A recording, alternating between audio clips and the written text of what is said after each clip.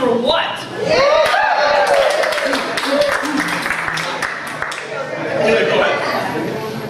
You need to register over here. I'll announce that for you. Hey Tom, how are you? Excellent. So awesome. It ought to be a sin. 13 stages.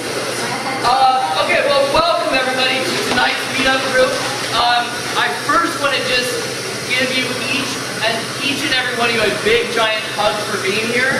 This is absolutely awesome. We kind of blew the roof out of what we actually told the shop here that we were going to bring. So that is awesome. So I want to do a couple of quick introductions. Carrie's in the back sweeping right there. Carrie is the owner of Romancing the Bean here, so can we give her a big hand of the food?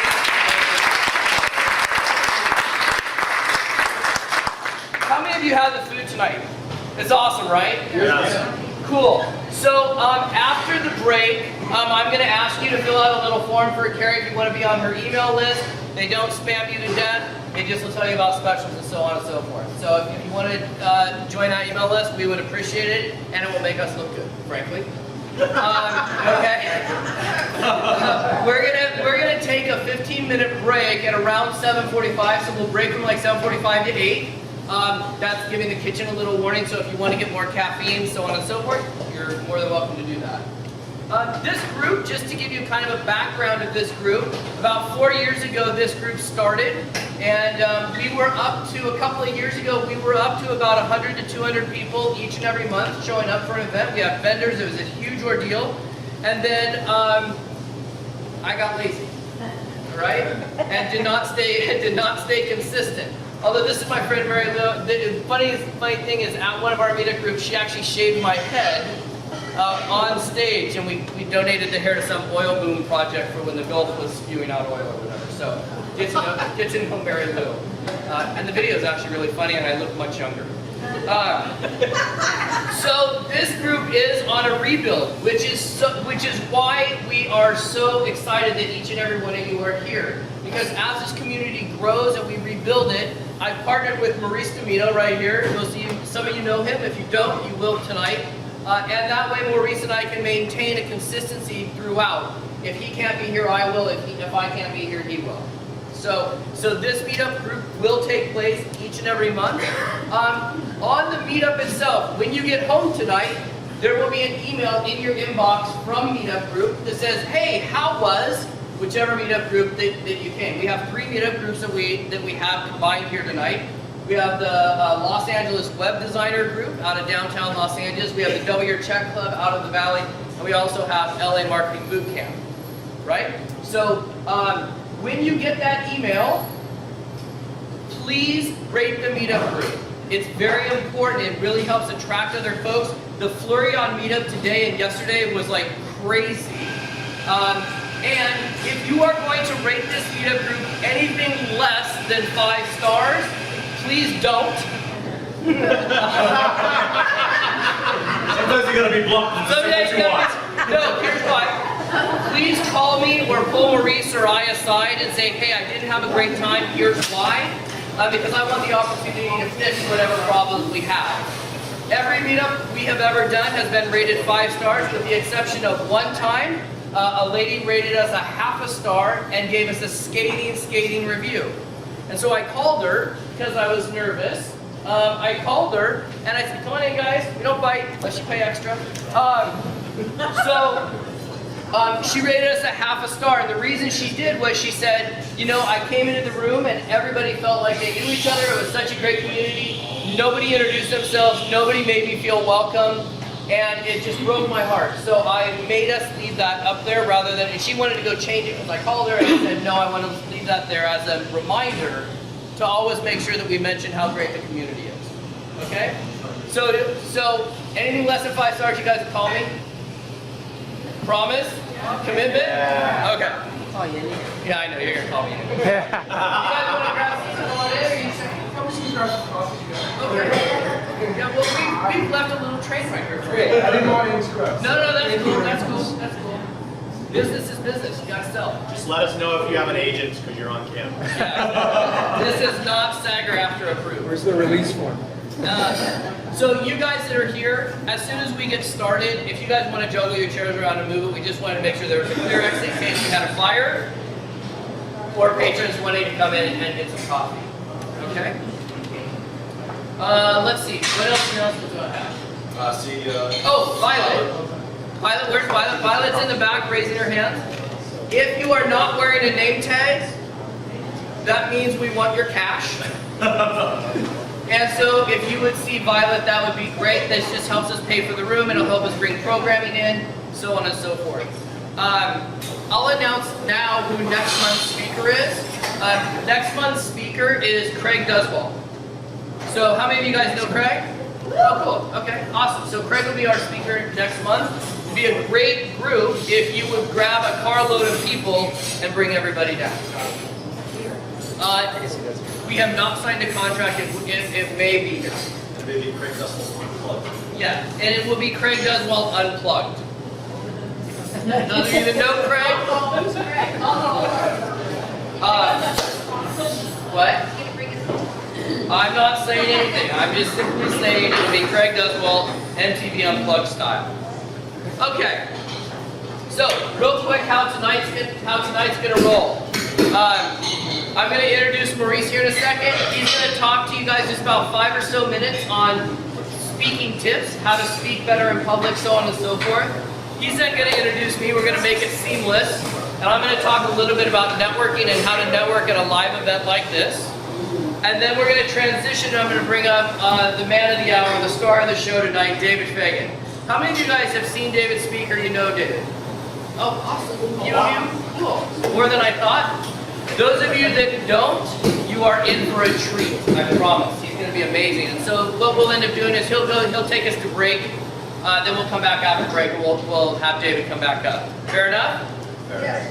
Okay, so with that, you guys, it's always really, really cool when you get to know somebody that not only you get to work with, but you're friends with. And that is the case tonight with Maurice. Maurice Domino is one of the world's leading speaker coaches and helping you craft your $1 million message. He does two boot camps every year. How many of you have been to his boot camp? A couple of you? Worth it? Yeah. Yeah, awesome. And it is just, he is out on the circuit. He speaks all over the world. He's had over 1,800 paid speaking engagements. And you will see why here in a second. I'm kind of slouchy and I'm just like loosey-goosey. He is very put together. And so we've asked him tonight to just share with you a couple of tips with that. So you guys, please welcome Maurice Domino.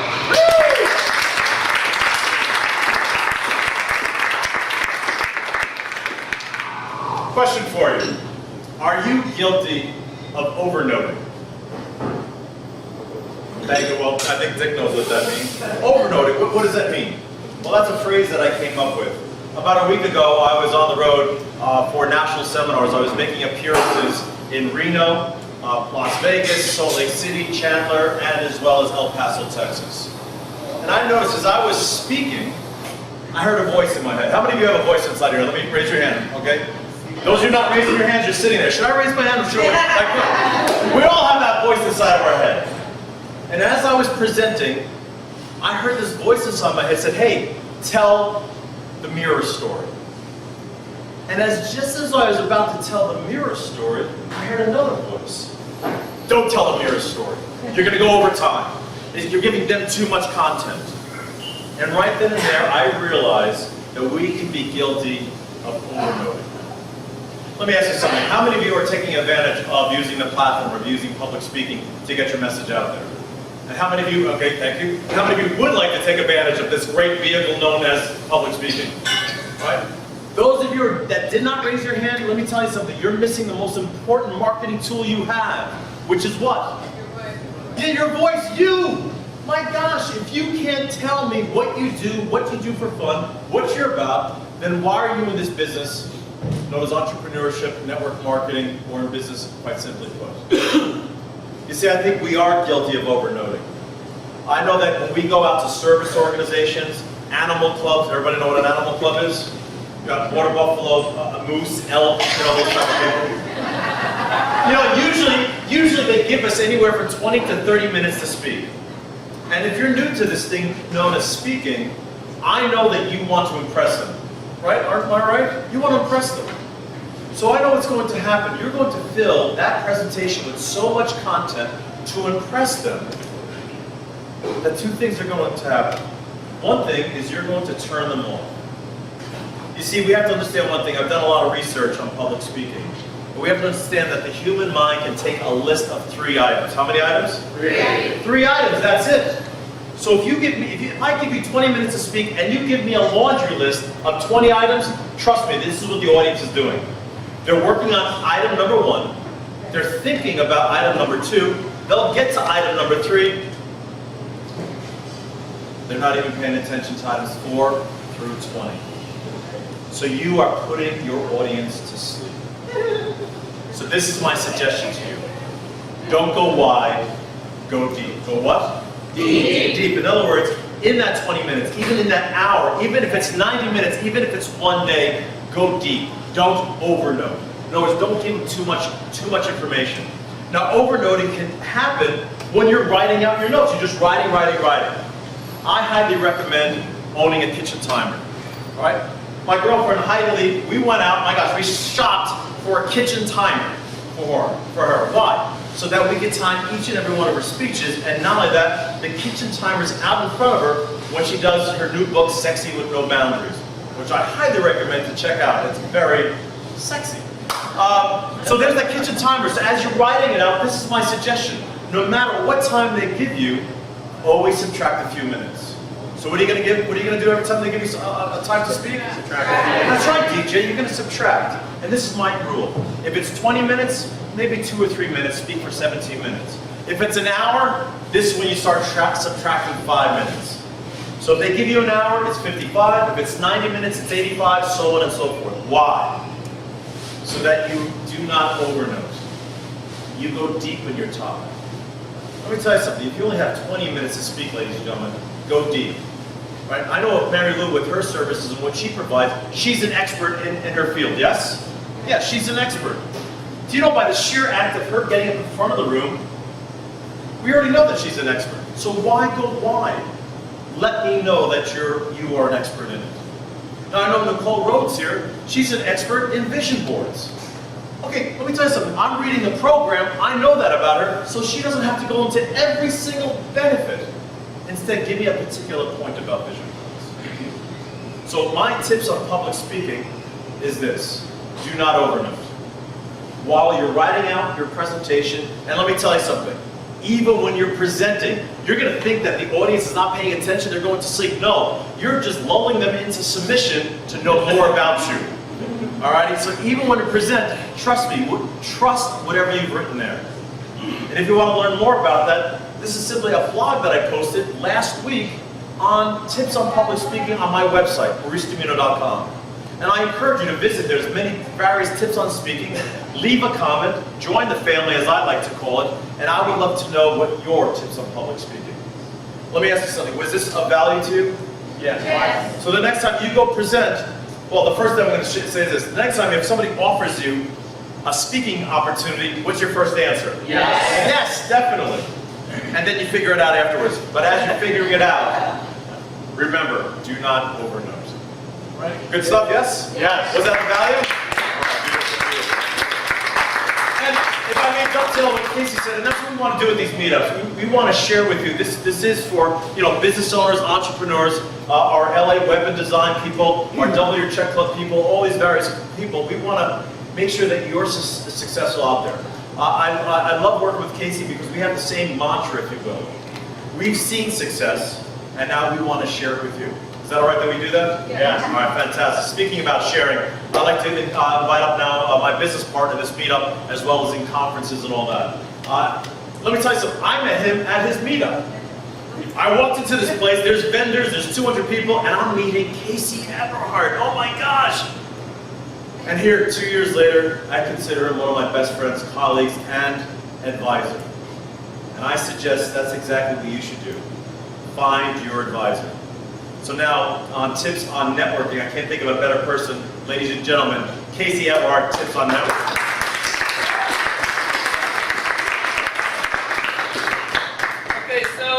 let me ask you a question.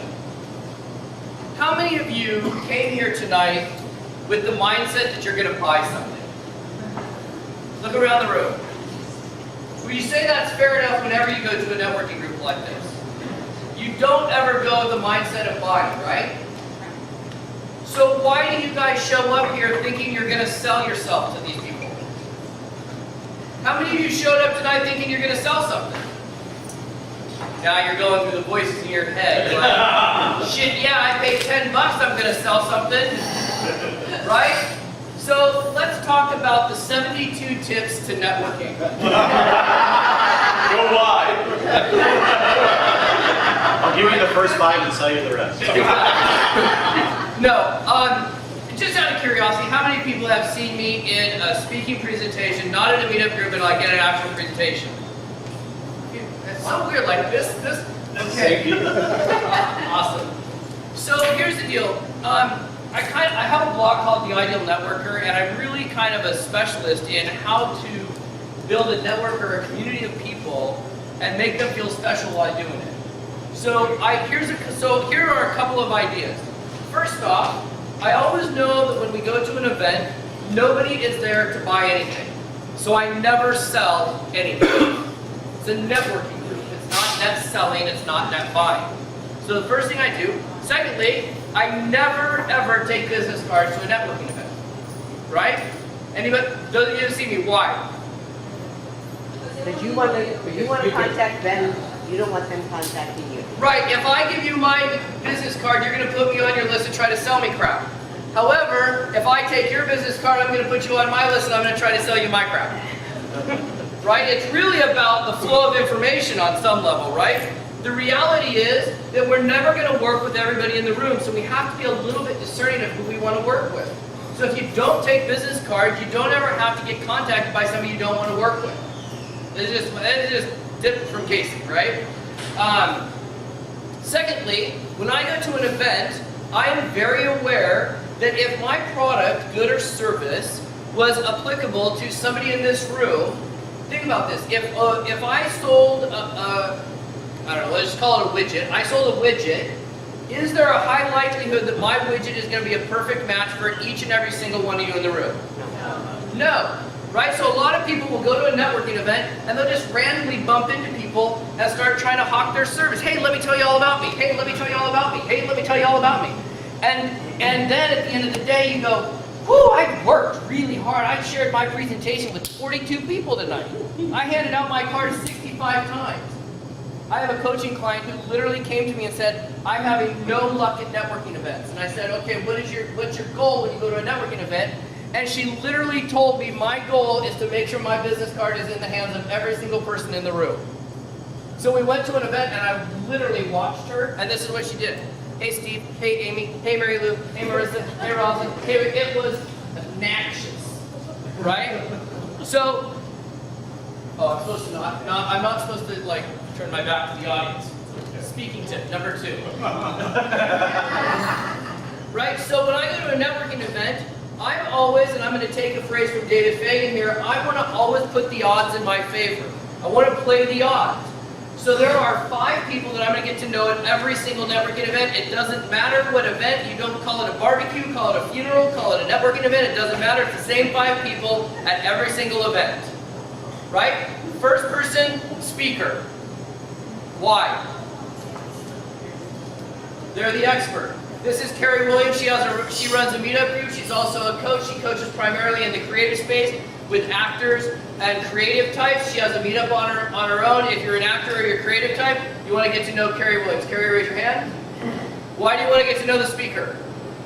They know everyone. They don't know everyone, but I just promoted her from in front of all of you. I just did what she will never be able to do in the time that we have allotted together. Okay, so speaker. Next up, the organizers. Why do I want to get to know the organizers? They organize other things. They do know everybody in the room. Mostly, right? I mean, I am the guy that's schlepping books from cars of organizers, and everyone's making fun of me because I'm outside talking to the organizers, schlepping boxes of books and files. Meanwhile, all I have to say is, hey, Amy, you know what? I really want to know the architects in the room. If Amy's the organizer, she goes, oh, you know what, Mike's an architect, Rob's an architect, let me introduce you. Bam, bam, I've now just increased my odds that I'm actually going to develop a relationship with the right people. Right? Here's the other thing about the organizers. They know all the gossip. They know who's sleeping with who, right? They know who pays their bills, they know who doesn't pay their bills, right? They know who's sleeping together, so on and so forth, right? The other three people I always get to know as I look around the room and I take stock of who's chatterboxing. I call them the yap jobs. So yap job number 1, yap job number 2, and yap job number 3. Right? So you all, I don't need to describe who the yap jobs are. You all know who they are. Why do I want to get to know the yap jobs? Because they yap. They talk. They're holding court. They're telling jokes. They think they're really funny. They won't be talking to each other because God forbid the spotlight's on two of them at the same time. Right? So I go in, I identify those 5 people at every event, and those are the only people I really care about getting to know and talking with. Right? So Mike, come up here. Please. He knows he's coming up here. Don't anybody get scared. So what I've asked Mike to do is, Mike is an absolute connector, and he's a total yap job at every single event. Right? Now, I know that's kind of funny, but I want you guys to understand that when I say yap job, to me that is the absolute highest honor at a networking event, because they usually know everybody in the room. They usually have more influence than somebody just showing up for the first time. Right? Ricky Powell, absolute total yap job. Right? Rick Bloom, AV guy, absolute yap job. Bruce Waterman, absolute yap job. Caitlin in the background. I just want to call her a yap job. But, right? So let me just show you very quickly how an exchange would go with myself and a yap job at an event. Okay? I know, and he's loud. Right? So look, yap job got glitter on his, I got my purple shoes, he's got his glitter sleeves. So, hey Mike, my name's Casey. Nice to meet you, Casey. Awesome. So hey Mike, tell me, is this your first time here at this event? Yes. It is? Cool. What made you show up? Nothing else. You heard the organizer was really attractive. So tell me, what do you do? Whatever I want. Excellent. That's great. So give me some examples. Like, what's your business? I show lottery players how to play on thousands of tickets every month and get a check when they lose. So you teach people how to play the lottery and actually win, whether they get a check, whether They're they paid actually to do it, whether they get they paid to win. play the lottery. Yeah. Oh, that's how long have you been doing it? Since 2006. Oh, jeez. And where's your office? All over the place, Hollywood, North Hollywood, Santa Monica. Cool. And so is your model you sit down and talk to people individually, or do you like to talk to people in groups? I don't like talking to anybody at all. I send out 100,000 sales letters every month. Oh, cool. And aiming for a book and sign up. Awesome. So you kind of have this push-pull model where you'll send out direct mail pieces, then those that are interested will contact you, they'll buy a book from you, and then you can sell them to the next program, right? Yes. Dude, that is super cool. Hey, look, I know there's a ton of people here and it's really loud. Would it be cool with you? Can I grab your card and at the end set up some time? I'd love to get you on the phone or at least in a Google Hangout. I don't know if you know what Google Hangouts are. Do you know what a Google Hangout is? Okay, so if you don't know what a Google Hangout is, it's basically a recorded Skype call. Essentially, it's done by Google. You have 2 people and you can record it, you hit broadcast, it immediately goes to your YouTube channel. Okay? So cool. So can I do a Google Hangout? I want to talk about you and your business, and I'll post it up on my blog, and then I'll send you the link, and you'll get a bunch of exposure, and we can send people right to your site. Okay? Awesome. Thanks, dude. Thank you. Now, did you hear me say my name? No. No. Did you see me try to sell him anything? No. I did. I actually sold him on the idea of meeting with me. I made it completely about him. I was in complete control of that conversation the entire time, right? And all my goal was to get him to say yes to doing a Google Hangout and letting me put a blog post on him. And did you see his face when I said I'll do a blog post on you? Yeah! And he got all Twitter pated, right? Here's the deal. If you do that with just 5 people and you walk out of the event with those 5 people saying yes to a Google Hangout, and you actually follow through and do a blog post on them, and you let them have the link to the blog post and let them promote it because you're promoting them, who benefits from that? I do. Right? Does that make sense? Does that give you guys a little bit of an idea, a little bit of a shift in maybe how you think about networking events sometimes? Okay, cool. That's right.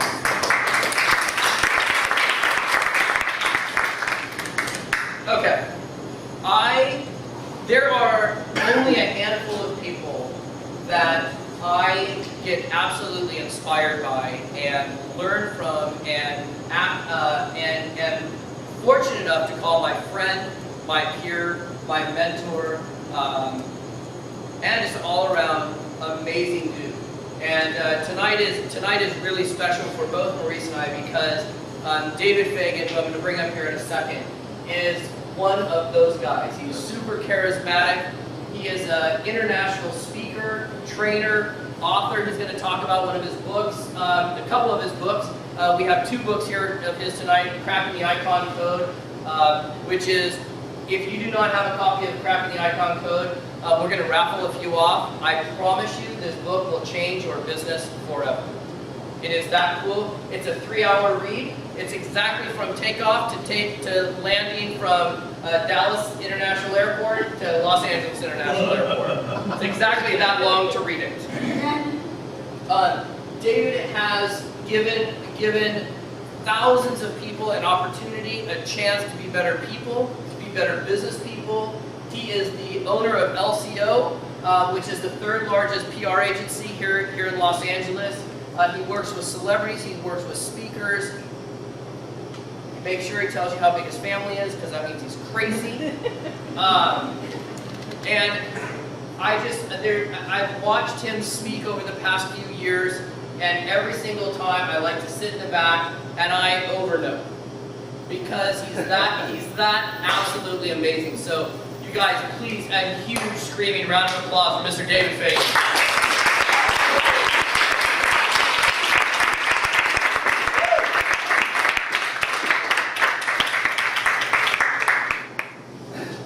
Try that again. I kind of want to run down along the sides. This is different, right? This is different, kind of cool. I was having flashbacks to about 2006, 2007 when I was really starting to speak more. And I remember I was talking to this large group of real estate agents. And I had created all these things and done all these things. And it was about the same time the movie Aviator came out, right? Who's Aviator about? Howard Hughes, okay? And he's just a real entrepreneur, does all these different things. So I'm talking to this group of real estate agents. There's probably like 100 in this room. And I'm talking to them and I'm explaining how I've done all these things and created all these things. And so what I wanted to say was, jokingly, I wanted to say, yeah, you know, I'm practically Howard Hughes. But instead what I said was, yeah, I'm practically Hugh Hefner. A little different. I didn't even know what I said wrong there for a second, but you know, hey.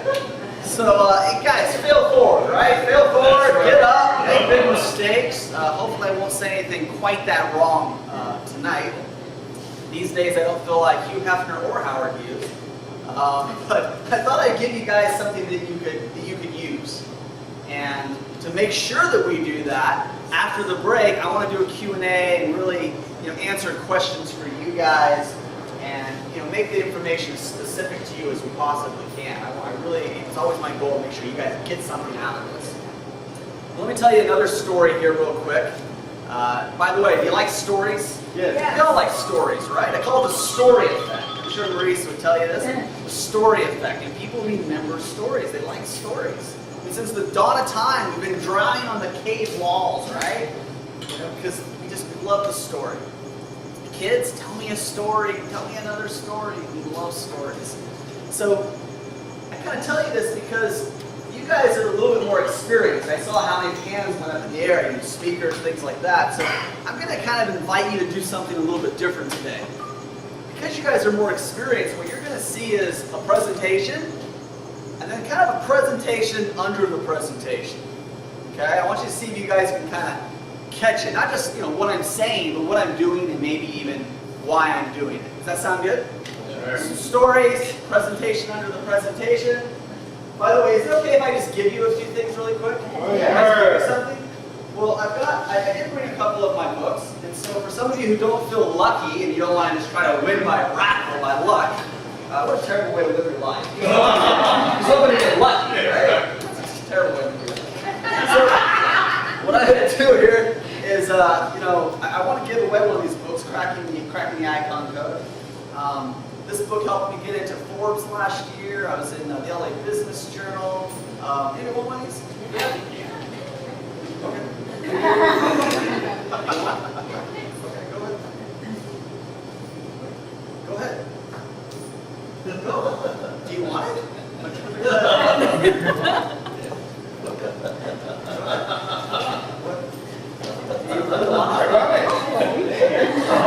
asking what's happening right now. She just said, what's happening right now? What's happening right now?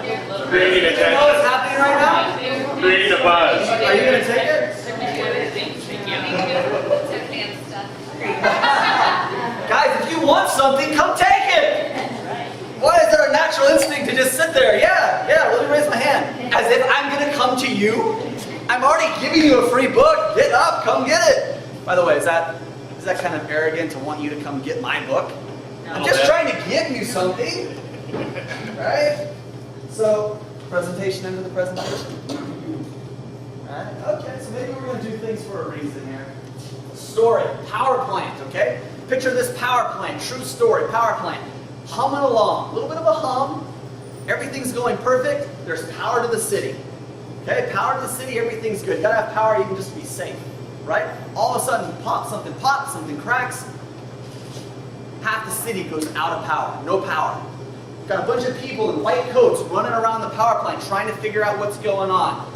And right away, they kind of realize they don't have any idea.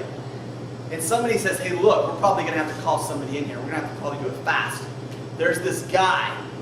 He's good. Get him in here. It's like, okay, fine. Let's keep working on a solution. Meanwhile, let's call this guy, this expert. You know, somebody knows of him. We got to do everything we can to make sure the power gets back up and going. Because every second it's not going, we got problems. We got issues. Lives are at stake. Sure enough, guy rushes down there. He comes in. He asks a few questions. And he starts walking around the power plant. Everybody's following him, right? Everyone's following him. They want to know what he's going to do. All of a sudden, he sees something. Big gray box. He walks up to that big gray box, pulls out a black marker, puts a big X on that box. He says, you fix that box, you're back up and running. People swarm around him. They flip open that gray box. They're fixing wires. They're putting in new fuses. They take that big switch. They flip it back up over the top. And the power's back on. And everybody's happy again. Emergency, it's over with. Problem solved. It was like it never happened, right? A couple days later, what happens? They get an invoice, right? They get the bill. The secretary runs into the foreman's office and goes, oh my goodness, look, this bill, we just got this bill from this expert, this guy, whoever he was. You know, look at this. On the bill, on the invoice, it's $10,000. The foreman says, well, how long was he here? I don't know, maybe 20 minutes, 30 minutes? I mean, he wasn't here long. And the foreman kind of scratches his head and says, man, that's a lot of money. He says, okay, tell you what, write them back, tell them we want an itemized invoice. We got to get these things broken down. We want to know what it is we're paying for, right? Overnight it to them, get it to them quick. I'm really curious. So they overnight it to them a couple days later, they get an overnight package back, they get an invoice. This time it's an itemized invoice. Okay, 2 lines on the invoice. First line says, for black X, $1. For knowing where to put that black X, $9,999. Right?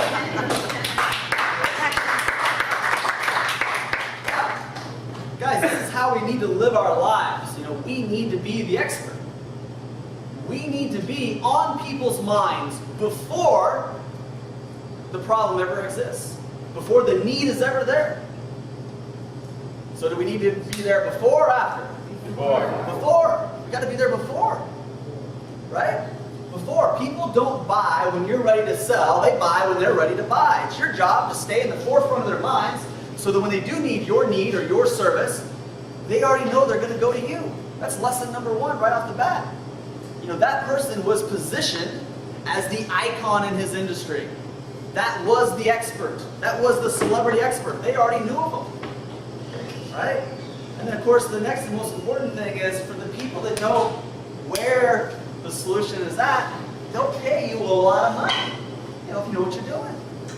And that's kind of how I live my life, and that's how I work with a lot of our clients. So Casey gave me an amazing introduction. He always does. The truth is, that's really the reason why I come out, just because Casey gives me such amazing introductions. Us speakers, we're egomaniacs, so I've been looking forward all day just to hear Casey say all these nice things about me. Meanwhile, my employees and interns, they just give me a hard time all day long, but I knew that if I came here, he would just pump back up my ego and make me feel real good about myself. But this is what we do at Icon Builder Media. And I always like to ask people 3 questions, okay? Just to make sure the information is relevant to you. Here they are, ready? Would you make more money if you were more influential? Would you make more money if you were more credible? And would you make more money if you had more exposure? If you answer yes to any one of those things, then you are an ideal client or an ideal prospect to work with Icon Builder Media, or to read the book Cracking the Icon Code, or just needing to raise your icon status. Because that's what being an icon is all about. It's about having influence, it's about having credibility, and it's about getting exposure. And most of us, we do need that, and most of us will benefit from having it. One of the things that I talk about is how to create an unfair advantage in the marketplace. How to create an unfair advantage over the competition. By the way, does that bother anybody that I said the word competition? Guys, I'll tell you what, in this day and age, competition has become like a dirty word. We're all supposed to hug hands and collaborate and sing kumbaya. It's just, I don't know about you, but I still think it's okay to compete. Now, we don't compete by putting other people down. What other people do is whatever they do. We compete by the things we do, right? Icons have fans. What do icons have? Fans. Fans is short for fanatics. Who here would like to have more fanatics? More fans. They just won't stop talking about you, right? This is what makes the world work. We call this social proof. Okay? Some people will talk about leads and lead generation. Sure, I know how to do that. We have to get leads in order for our business to survive. But I wouldn't say lead generation is what I want to teach you the most. I wouldn't say lead generation is what we're about the most. We're about sales conversion. We're about creating an unfair advantage over the competition in the marketplace. What we're really about is how to answer that question of why you. How many people last week or last month were talking to a potential client that they essentially had to explain why them, why you? Anybody had to do that? In the last week? You guys talking to potential clients? How many people talked to potential clients the last week, last month, right? So essentially what you had to do is say, why you and not somebody else, okay? One of the things that we do, and this is why I call it an unfair advantage, is, the people that have a lot of social proof, they have a lot of fans, they may not even be the best person. How many people are annoyed and irritated by the fact that they have seen somebody get business that they should have got, but yet they were just more well known? You see that? Then they just tick you off. You're like, oh man, I know twice what that person does, right? I'm telling you, it's terrible. This is what happens too when people come to work with me. I think that we do pretty good. I think that we're pretty knowledgeable. But when somebody says, why you, David? I live for that. I thrive on that. I'm begging you to ask me that. Everything I do is pushing you towards the direction of saying why you. I'm daring you to say that. Why? Because I have hundreds of video testimonials. I have close to 1,000 LinkedIn endorsements. I have all kinds of social proof, all kinds of media I've been in. I've won marketing awards. I was the previous CEO of Guerrilla Marketing. I've written books. And I'm not bragging. What am I doing? I'm applying for a job. You've got to look at it that way. You're not bragging. You're applying for a job. Now, you've got to do it in the right way. And you've got to say the right things. And what's the right way? It's not for you to say it. It's for what? Other person to say it. Everything we want to tell the world, everything we want to tell a potential client should come from somebody else. From who? Somebody else. Peggy, say somebody else. Rick, say wow. Wow. Right there. It's right there. This is... Thank you guys. You guys are good.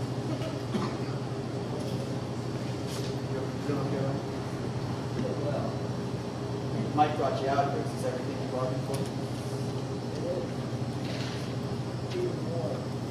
Poor Mike. I mean, he brings this guy out, Ryan. He doesn't know what's going on. He doesn't know what's happening. We're in this place. We're breaking fire codes. We're not sure what's going on. I feel like I'm at a political stump meeting here. I'm at a city town hall. I'm about ready to tell you my platform for running for office.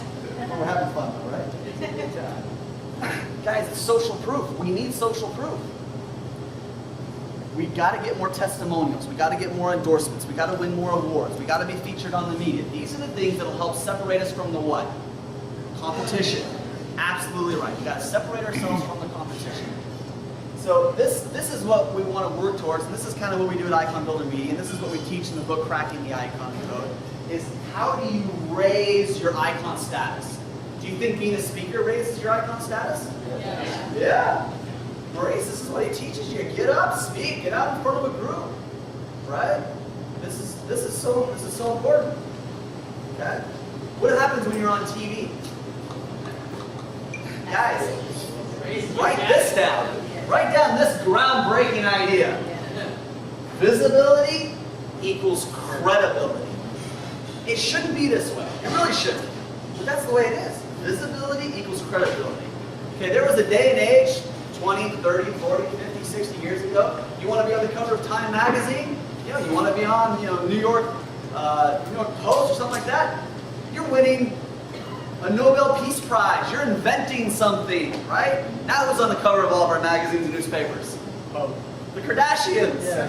Right? I don't have anything against the Kardashians, and I got to be careful. Several of our clients are on the Bravo TV network, and things like that. So look, I'm not trying to upset anybody out there. I love them. We love them. But look, fascinating. Be fascinating. Be intriguing. This is what people want.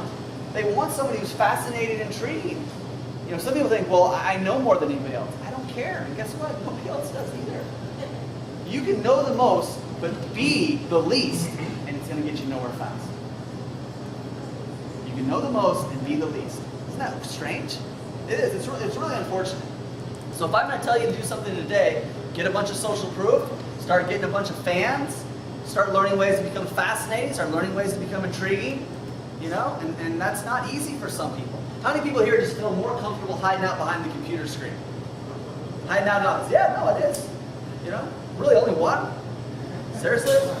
Maybe two? How many people here feel like they really have a company, and in a perfect world, no one would ever even know that they own the company? Yeah, I mean, this is an advanced group of people, but most people, they just, they don't want to be out there. Here's the thing. People like to deal with people. They don't like to deal with companies. Why is that? Why do you think that is? Trust. Trust. That's the biggest thing right there. The government screws us. The big bank screws us. Now look, I'm not playing the victim here. I'm just telling you what most Americans think. The government screws us. The big bank screws us. The store screws us. We're the little guy. And everybody, when you see a logo in a company, okay, maybe.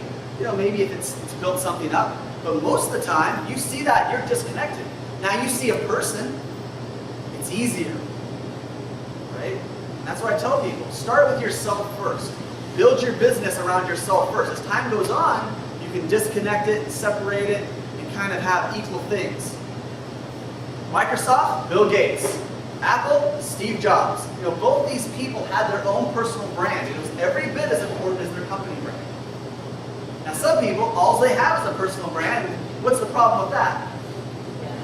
Hard to sell something someday, right? Like Tony Robbins is Tony Robbins. I mean, how do you sell a company that's basically Tony Robbins? If Tony's not there, it's going to be tough. Now it can happen. Oprah. Oprah is Oprah, right? How do you build something else like that? So these are things to think about when you get further down the road here a little bit. But that's my ICE acronym. It's changing lives, making people a lot of money, influence, credibility, exposure. How much time do I have? I'll let you wrap when you're ready. Okay. What a nice guy. What a nice guy. I'm going to take Maurice's advice and quit while I'm ahead. All right, we're going to quit while I'm ahead here. We'll take a break. Yeah. And then come back and do a Q&A if you have some ideas and questions. I have a few other things I'd like to share if that's okay. So good so far? Everyone get their money's worth. Yes. Because I'll make them refund your money right now. I mean, I'm not doing it, but hey. Thank you, Casey.